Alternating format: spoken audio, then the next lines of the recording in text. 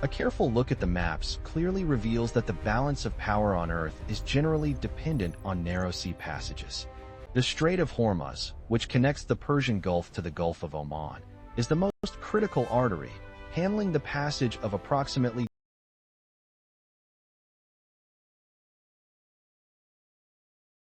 20 million barrels of oil daily and accounting for 1/5 of global energy trade.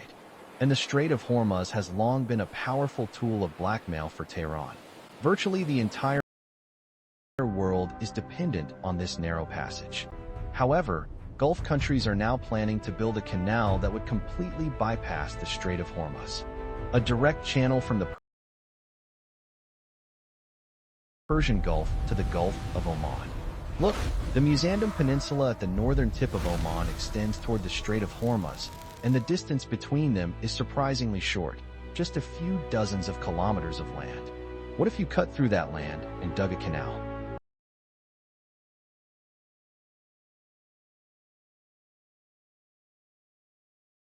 Tankers leaving the Persian Gulf would completely bypass the Strait of Hormuz, heading directly out to open sea without passing through Iranian territorial waters. A route that would render all of Iran's mine threats, fast boat attacks, coastal missiles, and GPS jamming meaningless because the ships would no longer be within Iran's range. The idea has been on the table for decades, but the 2026 crisis made it a serious consideration for the first time because Iran went beyond mere threats and actually closed the strait, and the world experienced the cost of it firsthand. 3,200 ships were stranded. A daily flow of 20 million barrels came to a halt, and Asia's energy imports were paralyzed.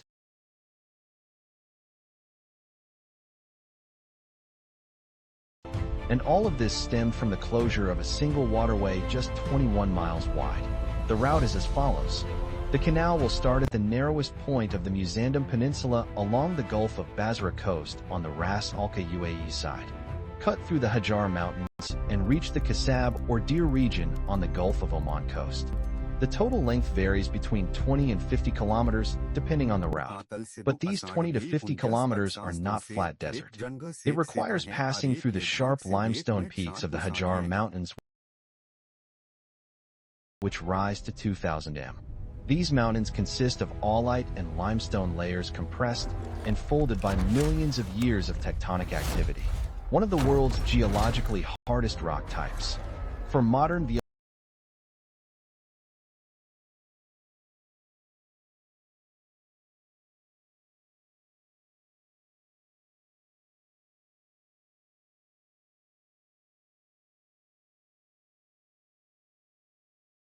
LCC tankers, over 300 m long and weighing more than 300,000 tons, a channel at least 25 m deep and 200 to 300 m wide must be carved out. Millions of tons of rock must be blasted, cut, and removed. The entire mountain range will need to be reshaped. However, the technical challenges of this mega project become even more complex when combined with the massive scale of the modern shipping industry. First, the cost. The figure of $100 billion is cited in many sources, but this is an optimistic lower limit. Engineering analyses and calculations suggest the realistic cost could range between $200 and $300 billion. Because rock excavation in Musandam requires 40 to 60 times the labor of the Panama Canal, the Panama expansion cost $5 billion. Musandam's geology, depth requirements, and seismic risks multiply that figure. This construction process, fraught with massive seismic risks, environmental impacts, and logistical challenges, is poised to go down in history as one of humanity's most daring operations against geography. Advanced data models emphasize that such a dredging operation would irreversibly alter the region's ecosystem and natural rock structure. However, the geopolitical gains on the table carry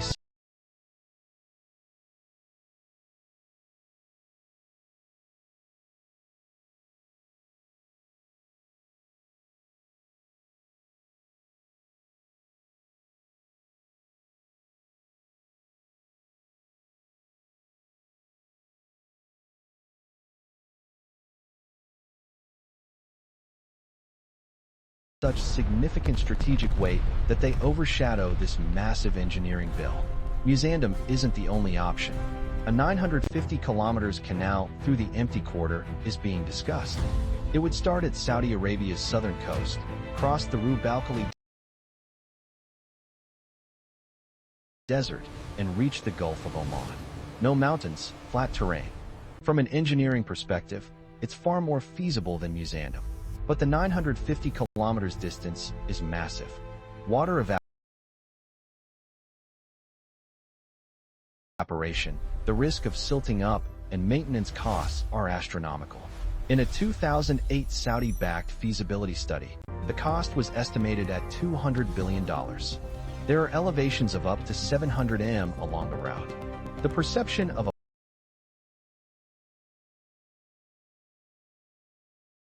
flat desert is misleading, and its proximity to the Yemen border creates a separate security risk. But the Rub al Khali is one of the least populated regions in the world. Land acquisition issues are minimal, and the environmental impact is lower than in Musandam. The canal is a project for decades from now, but the Gulf states aren't sitting idle today. There are already infrastructure projects underway that are beginning to neutralize Iran's Hormuz threat. The 48-hour ultimatum issued by the U.S. president on March 26 to keep the strait open triggered a deep sense of alarm in regional capitals. Saudi Arabia and the UAE are putting Sharjah's Khor Fakkan port into operation without even waiting for Trump's 48-hour ultimatum. This natural deep-water port, with its sheltered location surrounded by the rugged cliffs of the Hajar Mountains, opens onto the Gulf of Oman completely outside the Strait of Hormuz. It is operated by Gulf Tanker and has infrastructure capable of handling large tankers. The new pier and pipeline integration costs between approximately $200 million and $500 million. Peanuts compared to canal projects, but the fastest solution in the short term. But the true potential of Khor Fakkan and Fujairah isn't limited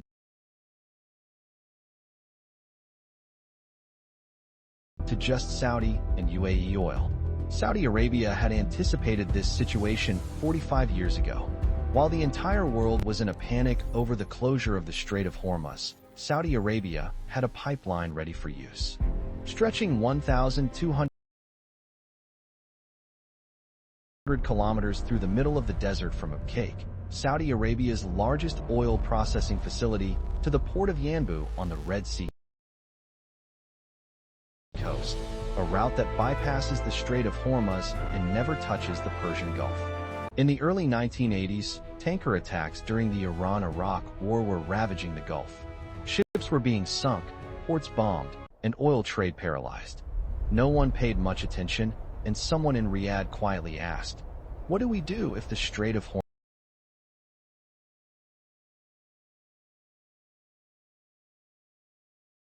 Hormuz closes?"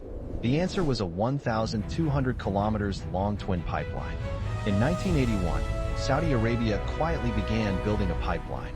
And 45 years later, that one day when Iran would close the Strait of Hormuz had arrived. For decades, Iran has threatened to choke off the world's oil supplies. And a cleverly devised project quietly implemented decades ago is now closing the straits that have long been Iran's greatest trump card. The Strait of Hormuz is a narrow waterway just 21 miles wide connecting the Persian Gulf to the rest of the world. Approximately 21 million barrels of oil flow through this narrow passage every day, 1/5 if of global maritime trade. Oil and natural gas from Saudi Arabia, Iraq, Kuwait, the UAE, Qatar, and Iran pass through this strait. It is the lifeblood of the global economy. And Iran controls the northern shore of that lifeblood.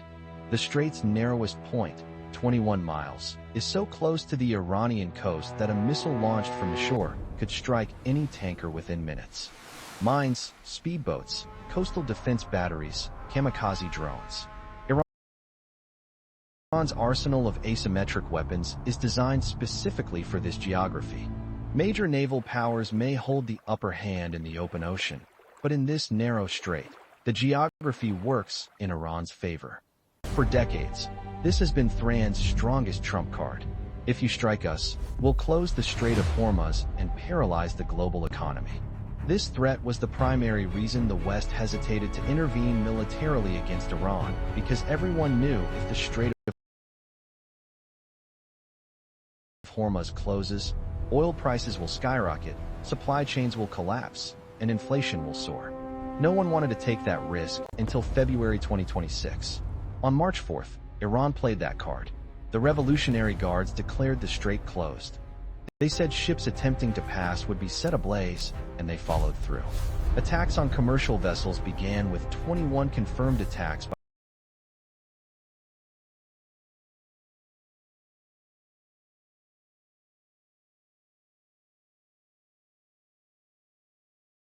by March 12th, resulting in 5 crew members killed. Tanker traffic dropped by 70%, and over 150 ships anchored outside the strait. War risk insurance was withdrawn. Brent crude surged from $65 to $104. According to the IEA, this month's global oil supply loss is 8 million barrels per day, the largest energy disruption in history. And the scenario Iran has been threatening for 40 years has finally come to pass.